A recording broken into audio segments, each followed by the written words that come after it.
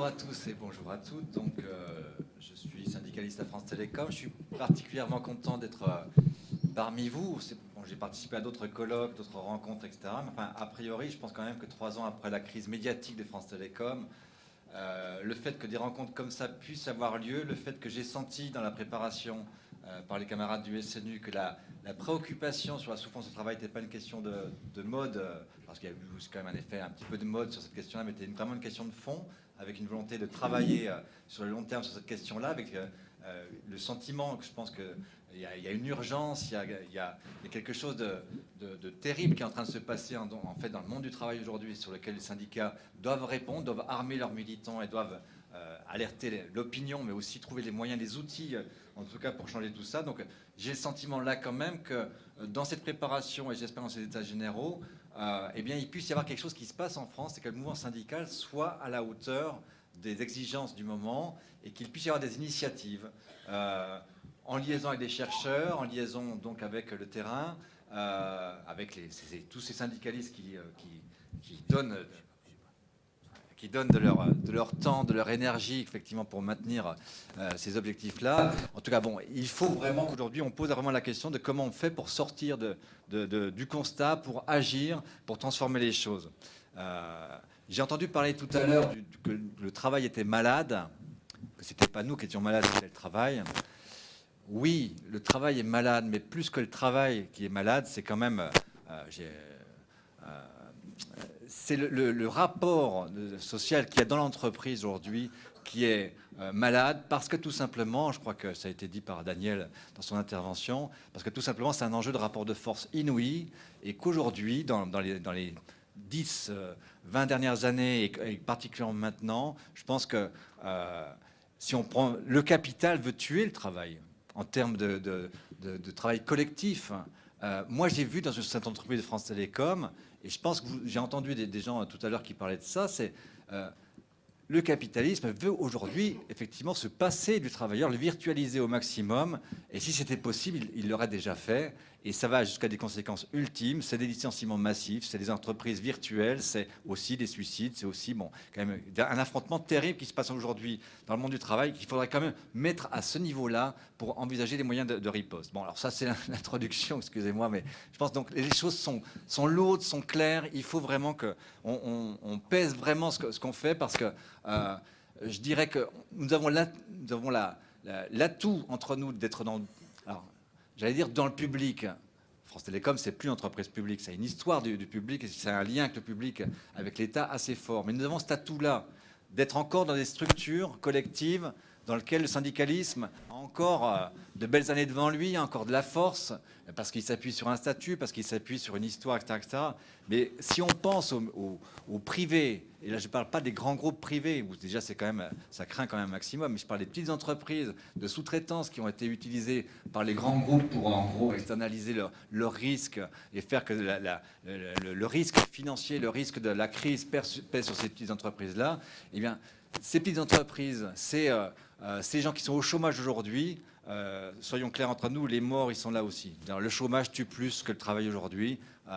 C'est une formule que je n'ai pas d'éléments statistiques, mais en tout cas, quand même, les choses sont assez claires là-dessus. Donc, c'est la société entière qui est rongée par cette vraiment question. C'est la question du travail et du partage des richesses. Et comme on est en campagne électorale, bon, j'espère que les choses vont se discuter à ce niveau-là, qu'elles pourront changer. On peut en tout cas l'espérer.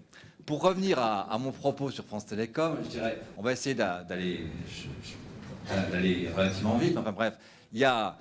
D'abord, vous connaissez France Télécom, j'espère. France Télécom, qui s'appelle maintenant Orange. Je me rappelle quand je suis rentré à France Télécom en 87, je suis rentré assez tard à France Télécom, c'était une entreprise qui était plébiscitée par 95% des usagers. C'était les sondages à l'époque sur les services publics. Le meilleur service public.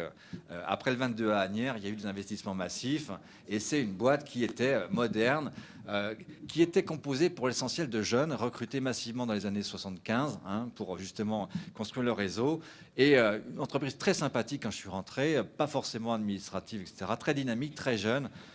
Et puis cette entreprise-là, on décide, comme dans le monde entier, de la privatiser au nom de la privatisation des services des télécommunications partout.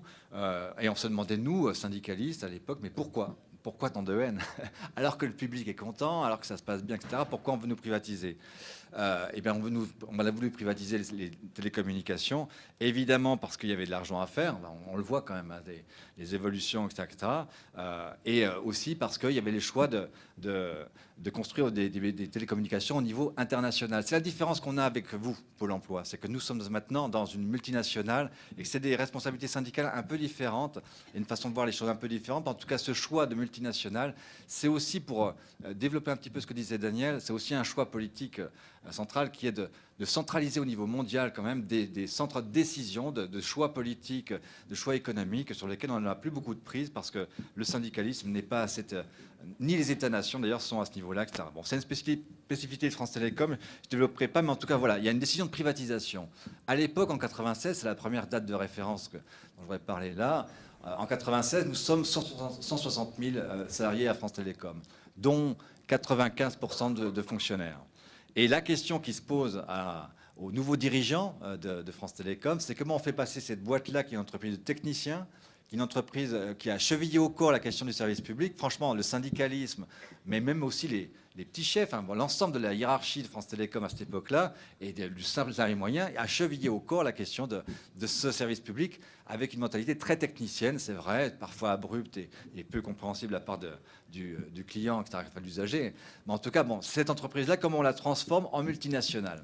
Parce que c'est bien ça qui est en jeu. Et là, on parle d'une révolution quand même, quelque chose qui est très lourd, très violent, très massif, et qui a été planifié concrètement. Et je pense que si nous, on pense que la direction les dirigeants qui ont amené cette évolution-là ont du sang sur les mains, c'est que quand même, quelque part, ils l'ont programmé, cette crise, ils ont programmé ce changement violent, etc. Donc, on pourra le voir de manière plus ou moins précise. En tout cas, voilà. Donc, ils décident de privatiser et de faire une multinationale. Donc, de 96 à 2005, je prends comme deuxième date de référence 2005, on voit des achats. Enfin, je vous explique quand même le total, mais en gros, France Télécom achète sur la scène internationale Orange, en Angleterre, d'autres groupes, d'autres opérateurs, etc.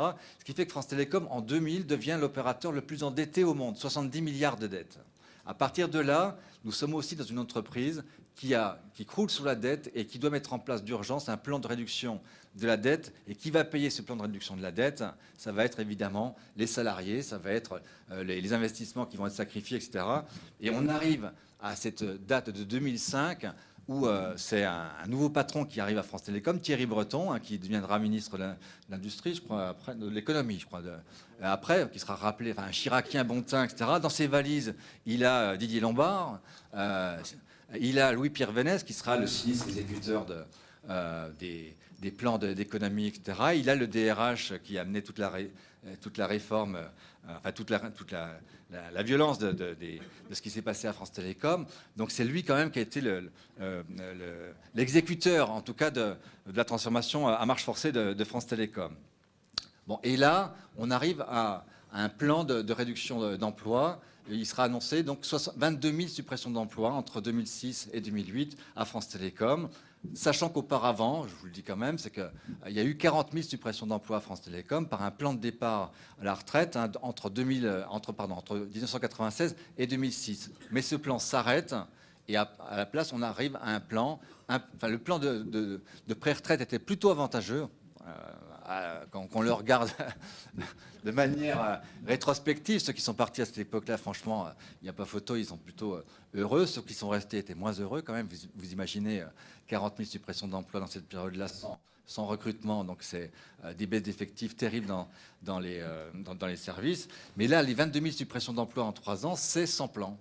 C'est-à-dire c'est uniquement une décision au plus haut niveau, des pourcentages de suppression d'emplois qui s'appliquent dans les directions, dans les services, jusqu'au plus bas niveau. Hein. Tous les cadres de l'entreprise sont mis à contribution pour appliquer ce plan et arriver aux 22 000 suppressions d'emplois. Alors, c'est cette mécanique-là qui fait qu'on arrive à une crise sociale en 2009, terrible, avec des suicides, avec des phénomènes de dépression massifs, etc. Alors, je ne sais pas où vous en êtes à Pôle emploi, mais imaginez bien que 22 000 suppressions d'emplois en 3 ans, c'est un emploi supprimé toutes les heures. C'était une formule qu'on avait trouvée à l'époque, mais faites le calcul, c'est à peu près ça. Hein, c'est un emploi supprimé toutes les heures. et un emploi pas supprimé parce que le métier deviendrait abscon, deviendrait dépassé, etc. C'est partout où c'est possible, on supprime des emplois. Donc, au début de l'année, le patron dit, là, vous devez supprimer 10, 20, 30, 60, 70 emplois.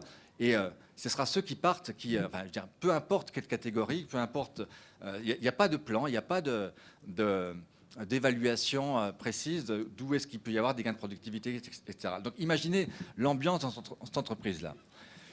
Dans cette situation, je voudrais illustrer le propos par trois évolutions. On parle de travail. Là. Moi, je vous parle d'individus, disons, de figures sociales à France Télécom.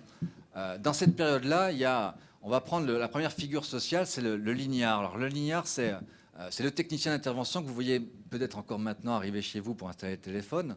C'est souvent un sous-traitant, mais enfin, il reste quand même quelques lignards de France Télécom. Le lignard, c'est cet individu prolétaire, je dirais, de France Télécom, celui qui a été recruté dans les années 75, souvent issu de milieux périurbain, enfin en tout cas plutôt provincial, voilà, avec un sens du travail et du métier très fort, qui est la base d'un syndicalisme à France Télécom historique de la CGT et de Sud aussi, hein, qui a une organisation collective, en tout cas, c'est forcément des gens qui travaillent en collectif, hein, un travail dur, pénible, qui par contre développe des solidarités de travail très très fortes. Donc la question de la souffrance, ce que expliquait Daniel, se gérait relativement bien dans ces équipes-là. Bon, ce prolo de France Télécom, cette base du syndicalisme qui était la base de résistance, a été passé au laminoir pendant ces 10, 15, 20 dernières années, avec deux options, deux fers au feu. Primo, c'est le fait de vider les emplois en sous-traitant massivement ces activités-là. Donc en France Télécom, sur aujourd'hui 100 000 emplois, l'équivalent de 25 000 emplois sont sous-traités. C'est une stratégie aussi, ça, d'externaliser des métiers pour les tuer, quoi, pour faire qu'ils pèsent moins, qu'ils aient moins de capacité de nuisance en interne, au niveau syndical en particulier. Et puis, c'est des gens qui avaient beaucoup d'autonomie, beaucoup de grande gueule, beaucoup de propos, enfin de capacité d'action et de peser un petit peu sur les choix de l'entreprise. Et ces gens-là, eh bien, tout à coup, ils se mettent à travailler tout seuls, c'est-à-dire qu'on les oblige à travailler tout seuls. Et puis, on commence avec les nouvelles technologies de l'information, entre les ordinateurs, les contrôles, les plannings, etc. Ben, vous travaillez tout seul et votre journée, elle est minutée du matin jusqu'au soir, avec aujourd'hui aussi l'innovation top avec c'est la géolocalisation. Donc non seulement vous êtes programmé du matin au soir, mais vous allez chez le client, vous êtes géolocalisé, donc on sait où vous êtes. Vous faites signer le client sur un compte-rendu d'intervention, paf, vous avez une nouvelle intervention qui suit, etc. On suit donc l'individu pas à pas. Il n'y a plus de contact humain, c'est-à-dire qu'auparavant, il y avait encore des conduites d'activité qui pouvaient avoir une liaison humaine, et moins une négociation en tout cas. Bon, là, la tendance est d'automatiser complètement cette activité-là. Donc, ça fait partie des métiers en crise, des gens qui sont en difficulté aujourd'hui à France Télécom. Et on voit bien donc ce que ça peut dire. Parce que ça peut signifier autre personnage, autre figure un petit peu sociale à France Télécom, c'est le téléopérateur. Il y a 10-20 ans, il existait assez peu. C'était la dame du téléphone qui répond au 13 quand on a un dérangement, etc. Bon, ça ne marchait pas forcément très très bien, il faut le dire. Hein. C'était pas forcément très agréable d'avoir la dame du téléphone qui raccrochait quand elle n'était pas contente. Mais bon, bref, ça marchait comme ça. Et aujourd'hui, c'est le téléopérateur. Je pense que vous avez tous eu affaire à des centres d'appel. Bon, ben, c'est un casque sur la tête. Ça a été une bagarre syndicale de refuser le casque sur la tête. Parce que là, quand vous avez le casque sur la tête, c'est pas vous qui décrochez, c'est la machine qui vous envoie l'appel. Vous ne pouvez plus rien faire là. Il vous envoie l'appel, il vous le coupe quand c'est nécessaire, il vous envoie le suivant, etc. etc. C'est la machine qui rythme complètement le travail du téléopérateur. Il n'y a plus d'autonomie, il y a aussi un contrôle seconde par seconde de l'activité du téléopérateur, un enregistrement de l'opérateur, soi-disant pour protéger le client, mais surtout pour détecter les mots interdits. Vous avez des mots que vous n'avez pas le droit de dire lorsque vous êtes téléopérateur. Des mots obligatoires, voilà, formule, bonjour, machin chose, etc., évidemment, mais il y a des mots obligatoires commerciaux à passer dans le message, des scripts à suivre. Vous avez un écran qui vous dit la question, et selon la réponse, la question suivante, etc. etc. Donc vous avez une pression importante, ces méthodes de travail ne sont pas inventées par France Télécom, elles ont été, comment dire, elles ont été amener du privé. C'est le privé qui a mis en place ces centres d'appel, qui étaient souvent des centres d'appel sous-traitants. Et France Télécom, comme il ne pouvait pas virer les fonctionnaires, était obligé d'adapter ces formes d'organisation du travail dans les centres d'appel. Et qu'en plus, vous voyez que dans ces centres d'appel, il y avait d'anciens techniciens dont le métier a été supprimé, qui ont été mis dans ces centres d'appel avec un casque sur la tête, alors qu'ils étaient en voiture, ils étaient autonomes, ils se mettent tout à coup arrivés à une position de travail, on leur dit tout de faire, ils n'ont plus aucune autonomie, etc. C'est pas un hasard si c'est là aussi qu'il y a eu le plus de crises suicidaires et de gens en dépression à France Télécom. Troisième figure sociale, et là je pense que c'est quand même important, nous avons, nous, raté, je le dis franchement en tant que syndicaliste, on a raté cette question-là. C'est la question du cadre. À France Télécom, quand je suis rentré, le cadre, franchement, on buvait le café avec lui le matin, quoi, en gros. Il n'y avait pas de muraille de Chine entre le cadre et l'agent d'exécution, voire même, je dirais, que l'agent d'exécution pouvait... en gros, il y avait une négociation permanente avec le cadre. C'était possible de... le cadre était obligé de venir un petit peu tâter le terrain, faire des courbettes et dire, bon, si vous seriez sympa, si vous alliez intervenir là, etc. Il fallait négocier. Donc, il y avait des rapports, bon, je dirais, plutôt courtois, syndicaux, très syndicaux, mais enfin, plutôt courtois entre les cadres et les agents. Là, écoutez, c'est la révolution. C'est-à-dire que le cadre devient manager et c'est pas rien. Je ne sais pas s'ils sont managers chez vous. S'ils le deviennent, méfiez-vous. Parce qu'un manager, c'est plus pareil. D'abord, ils sont triés. Il y a moins de cadres qui ont le statut de cadre. Ils sont triés. Et ils sont triés sur quels critères? Sur le fait qu'ils adhèrent à la politique de la boîte. Combien ils suppriment d'emplois? Ceux qui ne veulent pas le faire, écoutez, moi j'ai vu, évidemment, on a vu des cadres qui, parce qu'ils ne voulaient pas faire ce travail-là, étaient victimes d'une mobilité forcée. Vous avez entendu parler de time to move. Time to move, il est temps de partir. Les cadres, s'ils n'étaient pas contents, on leur disait time to move. Et ceux qui ne voulaient pas partir, ils se retrouvaient avec un casque sur la tête dans un centre d'appel, ou bien, je ne sais pas, balayeur, peu importe, sur une activité qui n'était plus une activité de cadre. Donc il y a un tri. Ensuite, ces cadres-là qui décident de faire le sale boulot, mais je pense qu'il faut se dire qu'on est tous des êtres humains et que on ne sait pas. Enfin, je veux dire, évidemment, massivement, quand même, les gens rentrent dans ce dispositif et on met en place des systèmes d'évaluation, évidemment, des cadres sur les salariés, enfin les gens, les N-1, je ne sais pas si on parle comme ça aussi chez vous, N+1, N-1, etc. Voilà, ça fait très technique comme. Mais là, je pense que vous découvrirez ça aussi, la magie de... Évidemment, le cadre a son N+1 auquel il fait une évaluation, mais il y a aussi ce qu'on appelle le 360 degrés, le 180 degrés, le machin, etc. C'est que les cadres sont évalués par leurs pairs, mais aussi par leurs agents. Alors, on peut trouver ça vachement démocratique, mais au bout du bout, le cadre est sous une pression aussi permanente entre le marteau et l'enclume, et puis ça fait quand même du dégât. C'est-à-dire qu'aujourd'hui, à France Télécom, même après le paroxysme de la crise de 2009, on sent que les cadres sont en de grandes difficultés parce qu'on leur dit en gros, c'est vous qui êtes responsable s'il y a la crise encore. Si vous avez quelqu'un qui marche mal dans votre service, etc., si ça ne marche pas dans votre service, c'est votre faute. Et donc là, les cadres ne savent plus comment faire. Ils n'ont pas les moyens de changer les choses. Et on leur demande quand même de les changer. Je prends un exemple. Dans les négociations qui ont lieu, vraiment on était dans la crise, là, on se bat sur le fait que quelqu'un qui va dans un centre d'appel, tout bêtement, mais c'est du gain petit, vous allez me dire, hein, mais il arrive, il se déshabille, etc., et puis il va mettre en place les applications. Il se passe en gros 5-10 minutes avant qu'il soit opérationnel. Ce temps de travail n'était pas compté. Vous vous rendez compte? Alors ça, c'est quand même incroyable, hein. Donc on obtient un truc qui en plus, franchement, est non seulement normal et naturel, mais en plus, le droit du travail, c'est quand même ça, c'est ce qu'on appelle le temps d'habillage, des habillages, etc. On obtient qu'il y ait une mesure nationale qui est il y a 10 minutes qui sont comptées. C'est-à-dire que le temps de logage, ce qu'on appelle le temps de logage, sera acté comme une possibilité. Eh bien, ça apparaît dans un accord. Le temps que ça descende, ça met à peu près 9 mois.